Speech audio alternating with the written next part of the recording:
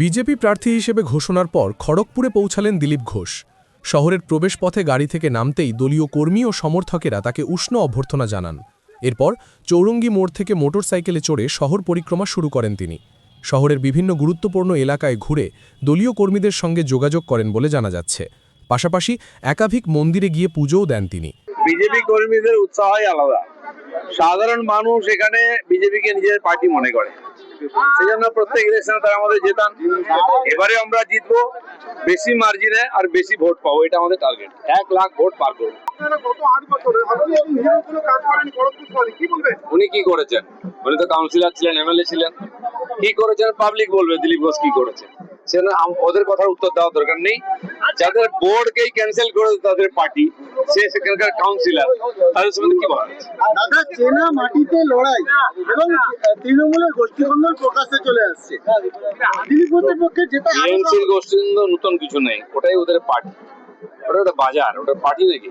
ভারতীয় জনতা পার্টি এটা আদর্শনিষ্ঠ সংগঠিত পার্টি। এক একজন কর্মী আমাদের কাছে একটা সম্পদ। তারা লড়াই করে এখানে পার্টি দাঁড় করিয়েছে, বিজেপিকে জিতিয়েছে, এবারেও জেতাবে। আর মানুষের আশীর্বাদ আমাদের সঙ্গে আছে।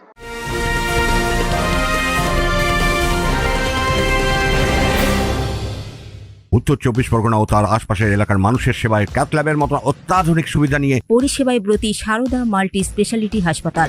একই ছাদের তলায় মানুষ সাধারণ চিকিৎসা থেকে শুরু করে 24 ঘন্টা cath lab, MRI, CT scan, এনআইসিইউর মতো সুবিধা এবার থেকে পেয়ে যাবেন সারদা মাল্টি স্পেশালিটি হাসপাতালে। প্রয়োজনে যোগাযোগ করুন 033-2592-0730, 2593-0730, 2593-3562 ও 9331275635 নম্বরে। আমাদের ঠিকানা royal park, Kalyani expressway, Barrackpore, Kolkata ৭,১২১। সারদা মাল্টি স্পেশালিটি হাসপাতাল, পরিষেবাই হোক আমাদের মূল লক্ষ্য।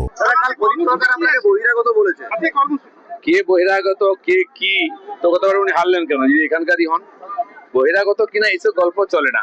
সারা ভারত থেকে লোক জুটিয়ে নিয়েছে ইলেকশন লড়ে যারা, তারা দিলীপ ঘোষকে বহিরাগত বলার লোক, খড়গপুরের লোক মেনে নেবে?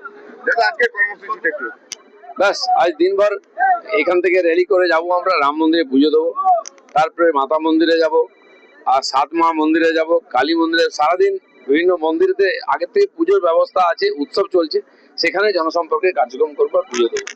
Bureau report, news Bengal today. Meghbela লাইভে আপনার পছন্দের টিভি চ্যানেলস সম্পূর্ণ বিনামূল্যে, শুধুমাত্র মেঘবেলা ব্রডব্যান্ডের কানেকশনের সঙ্গে। মেঘবেলা ব্রডব্যান্ড, বাংলার ঘরে ঘরে।